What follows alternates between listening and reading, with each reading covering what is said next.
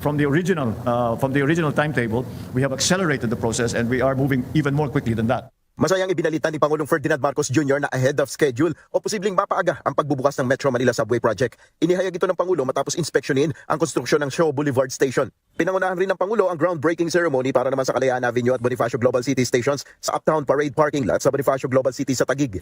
Ang dalawang subway stations na ito ay magdudugtong sa Shaw Boulevard Station sa Pasig City at sa Loton Avenue Station sa Taguig. Grabe, no? Grabe yung development ngayon, no? Palakpakan.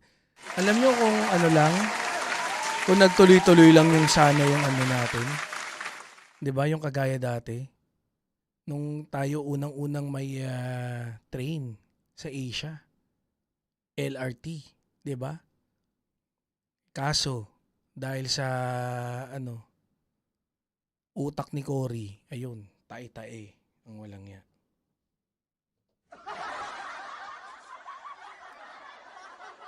Boss Den sa ball. Shout out naman dyan. City. Ayon kay Pangulong Marcos, makikinabang na malaki sa proyekto ang mga manggagawa at estudyante ng BGC. The 3 stations in BGC are projected to serve no less than 200,000 passengers per day in its opening year. Ano daw? 200,000 passenger per year? My goodness! Means workers arriving on time, students getting home earlier, and our citizens regaining hours that we once Boss lost to congestion. Joel, Mamesha. Ay pa kay Pangulong Marcos, sa oras na makumpleto ang proyekto, malaki ang may tutulong nito para mapabilis ang biyahe at mas maging maayos ang airport connectivity. The travel time from Valenzuela to BGC will be reduced from 1.5 hours to just 29 minutes. This will also Wala talaga, mapapasyet ka na lang bigla. Ang galing. Diba? May experience nyo yan. 12 years ni PBBM, gaganda Pilipinas. Ano, pag-usapan na natin itong mga to. Ano sa tingin nyo? Shaw Boulevard, may crossing na sila sa Mega Mall na banda. Dati nilalakad ko yan eh.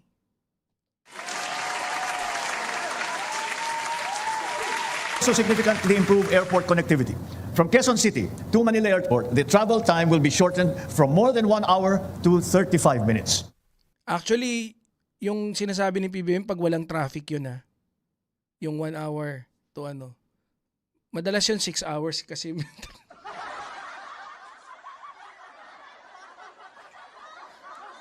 nung huling uwi ko, pagpunta namin, sabi ko simba tayo sa Baclaran. Sinama ko si Gab, di niya pa nakikita.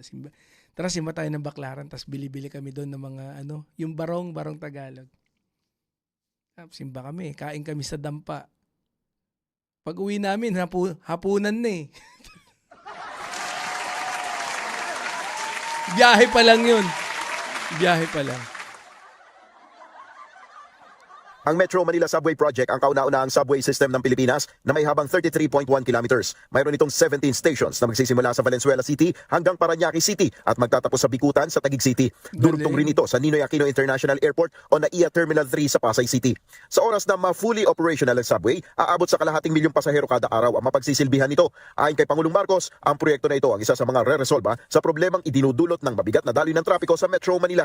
For decades, traffic in Metro Manila has been more than an inconvenience. It has been a constant consideration affecting our daily decisions. It influences where we work, where we study, and how we plan our lives. Some students hesitate to enroll in their dream school because the commute will take 2 hours or more one way. Others decline promising job offers because the cost of commuting to work will outweigh the salary and mean less time for family. Grabe, no? Goosebumps kayo. Hindi ba kayo nag-goosebumps dyan? Pag iniintindi mo, no? Parang yung sinasabi ni PBBM, yung mga small details lang na yun. Di ba? Yung maraming tumatanggi sa trabaho kasi ang layo. Pero in reality pala, kayang ilapit yung distansya na yun. True, mas mabilis na daloy ng trapiko. Or in the, yun nga, subway. Pinabagsak ng Aquino si Apo, tapos wala man lang nagawa kundi ipagbebenta ang napundar ni Apo Lakay. Correct. I agree. Hindi, alam nyo, no? Tingnan nyo yung ano ni PBBM, no? Yan lang eh. Alam nyo, yung presidente, pagka nakikita siya dyan, tas yung presensya niya, kunyari, particular meeting for a particular project. And then, when those who are involved on that particular project, when you see the yung presence niya, iba na kagad yun, no? So, kagaya niyan, pag ikaw magtatrabaho ka, tapos marami kayong different branches or different departments, di ba? Tapos, meron kang isang project, meron kang isang mission, biglang dun sa orientation ng project nyo, biglang pupunta yung may-ari ng kumpanya. Parang nabubus yung moral mo eh. Di ba? Oh, gagalingan ko kasi ano pala to, monitor to ng presidente natin. My point is, si PBBM sobrang sipag eh. Pupunta rito, makikipag-meeting, no? And then, magtatrabaho. Pagdating ng hapon, pipirma. Di ba? Tapos, kung may speech, magi-speech. Ang isang importante doon, pinagpapahalaga niya lahat ng mga sinasabi niya. Di ba? Yung kinakabisado niya by heart. Yun lang isang magandang ano na yan eh. 'Di ba? Isang magandang halimbawa na yung ng isang pagiging magaling na leader talaga. Ayan, no? Nasa puso niya yung sinasabi niya. And this is not the kind of future that we want for our kababayans. Target na maisagawa ang demonstration run ng Metro Manila Subway sa 2028 habang inaasahan na ganap na makukumpleto ang proyekto sa taong 2032. If natuloy lahat ng project ni Marcos Sr., maybe like Singapore or more. Kagaya, sa Japan nga eh. Hindi, nung sa Japan, di ba, sa school, di tinanong kami, parang may guest dun sa school namin na parang isang politician. No, dun sa, hindi ko na maalala. Pagpunta niya ron, tapos para may seminar, pinaikot lahat ng mga international students. Tapos sabi niya, sino rito from Philippines? Tapos parang doon sa dinidiscuss doon sa curriculum na si Apo Lakay, binabanggit nila ron na talagang isa sa nag-refer sila the way how Apo Lakay governs Philippines that time. No? Yung nila, doon ipinattern at some point.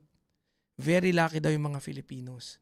Kasi nung nag-i-strive hard yung Japan, no, para umunlad, doon naging isa rin sa naging inspirasyon si Apo Lakay. Pero may Japan yun ha. Maribuhok, UNTV News and Rescue, Diyos ang aming sandigan, serbisyo publiko ang aming pinahalagahan. Pangalawang good news pa lang yan, panalo na kagad tayo. Oh. Panahon na ng pagbabago dahil sa ito ay kinatay. Ito, anong tawag dito? Ano kasi ito eh?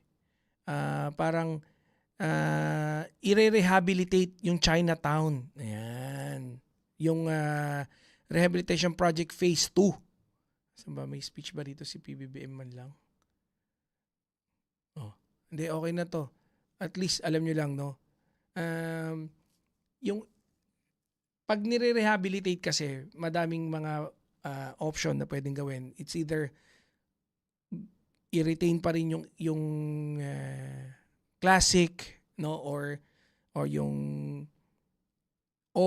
i-modernize na, or even combine, no. Pero hindi nagsalita rito, pero yan lang at least ano nyo lang, isa sa mga good news natin, Chinatown revitalization phase 2. Ayan, so hindi pala rehabilitate, palilig sa pasisiglahin lang pala. Sorry. Oh, di ba? Alam niyo naman, dyan sa Chinatown, yung mga authentic na mga Chinese soup. So, yan. Isa rin sa abangan natin yung mga yan. Handa na ang Estados Unidos para sa pagbisita ni PBBM sa New York ngayong Marso. Higit sa issue ng West Philippine Sea, sentro ng inaasahang pagkikita nila ni US President Donald Trump ang pagpapalakas ng ekonomiya para sa seguridad ng bansa. Oh, yan ha. Sana naman sa good news yan, syempre. Ha? Ambassador Babe Romualdez, ekonomiya, magiging sentro ng pag-uusap ni PBBM at Trump sa New York agenda. Oh. Hindi yung Epstein file ang pag-uusapan dyan hindi yung sinasabi ni Sangkay Tol Sangkay. shout out. Shout out kay kapatid Sangkay. Sa isang exclusive interview, sinabi ni Philippine Ambassador to the US, Jose Manuel Babe Romualdez, na mas mahalaga ang pagdinegosyo ng dalawang bansa kaysa sa usapin ng away teritoryo. President Trump Oo makes it naman, clear to the Philippines, an opportunity for us to 1994 show him Maki. the kind of friendship, obviously, that we've and the cooperation that we have with the United States, and that we will continue to develop that relationship way past even their administrations. And it's important for us, again, to put the economic component to that meeting, because economic prosperity means economic security. And economic prosperity for us means that we will have the resources to be able Wait lang, bakit may nagpapakalat ng Parang nakita ko kay, kanino ba to? Na taas na raw ng bigas ngayon. Di ba? Nakita ko lang dito banda sa baba. 20 pesos na bigas. Meron na raw umaarangkada na sa NCR. So, hindi ko alam kung saan yung galing yung pinalabas ni Attorney De Horsey. to take care of ourselves, which is what President Trump wants. Ayon sa ambassador, hindi lang sa pagkampi masusukat ang suporta ni Trump. My message always to our friends, both Republicans and Democrats, is that we need to be able to continue our increase our economic trade. And that's the reason why, in fairness to the Trump administration, the exemptions that we have been asking for as far as the trade is concerned, most of them were given to us. And this is very important for our economy. So that one alone is... Anak ko, baka, alam nyo, ikinasasama pa ng loob ng mga DDS yan pagka Hindi totoo yan! Hindi totoo yan! No? Kumakampi pa rin tayo sa US kahit inaapi na tayo ng US. Patay. It's an indication of how the administration of President Trump is treating the Philippines. Paalala ni Romualdez, habang hindi pa raw mareresolba ang territorial claims, kailangan makahanap ng paraan para mapanatiling payapa ang negosyo. Manatiling nakatutok sa bilyonar. So, ayan maganda yan. So, pupunta ang ating mahal na Pangulo para makipag-usap at ang magiging sentro ng usapin is, alam nyo na, ekonomiya. Pagpapalakas ng ekonomiya ng Pilipinas. And both, most probably. Boss Sotero, shout out. Ito nakita ko yo. Narito na ang PTV Balita ngayon. Inilunsad na ang Benting Bigas Meron na program sa National Capital Region. Isinagawa ang pagbubukas ng programa sa San Juan City sa pangunguna ni Agriculture Secretary Francisco Chu Laurel Jr. kasama si Metro Manila Council President at San Juan City Mayor Francis Zamora. Sinimula ng Agriculture Department ang paglalagay ng tig-5 Benting Bigas Meron na stalls Tangkad ni Zamora, no? sa bawat local government unit bilang bahagi ng pinalawak na sakop nito. Layo ng nasabing programang bigyan ng pagkakataon ang mga residente sa Metro Manila na maka-access ng abot-kayang bigas. Itinurn over na ang mahigit 300 housing units na bahagi ng pambansang pabahay para sa Pilipino program sa mga Ang dami naman good news yan. Isa-isa lang. Nilunsad pati pabahay. Tapos 20 pesos na bigas. beneficiary nito sa Disiplina Village sa Angkong Bato, Valenzuela City. Tampok sa Phase 1 na nasabing proyekto ang 7 low-rise, 4-story residential buildings na may kabuang 336 housing units. Mapakikinabangan ito ng informal settler family. 366 units? Sorry. Mapakikinabangan ito ng informal settler buildings na may kabuang 336 housing units. 336 housing units. Oh, not bad Hindi ganun kadami pero solve na yan. Kinabangan ito ng informal settler families at mga naapektuhan ng sunog at relokasyon mula sa mga ganda. Lakpakan. Ganda. Malay nyo, solar panel pa yung mga bubong na yan. Pwedeng ng solar panel para self-sustaining. Meron, ang dami ng mga bagong ngayon. Umattend ako ng isang dito sa Dubai. Makailan, dami mga bagong material, dami mga bagong types of of solar panels. Merong solar panel, ididikit mo na lang sa bintana mo, transparent pa. Tanggala. No, sana Sana, ewan ko kay Lebiste, hayop na yun. danger zone. Layo ng pamahalaang makapaghatid ng disente, ligtas at abot-kayang Rendering lang ba yan? May scaffolding pa rito, hindi pa natatanggal eh. Sinama pa sa render, ganun. pabahay sa mga pamilyang Pilipino. Oo nga pala. In character. Sorry. Oo, wala. Rendering lang yan. Samantala, alamin natin ang ibang balita sa PTV Cotabato mula kay Trisha Argon. Assalamualaikum, Mapia Mapita, magandang araw. Narito na ang PTV Balita Cotabato. Dinaluhan ni Senator Sherwin Gatchalian ang Huwag ika-7 na yan. Pagkasigat siya yan, hindi naman good news yan.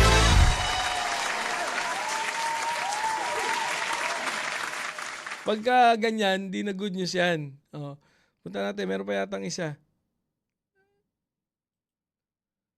More than 300 housing units under the Pambansang Pabahay para sa Filipino program have already been turned over to Yan pa rin beneficiaries yan. at Disciplina Village low-rise 4-story. So, tapos natin lahat ng good news ha. So yan, ang mga magagandang balita. No?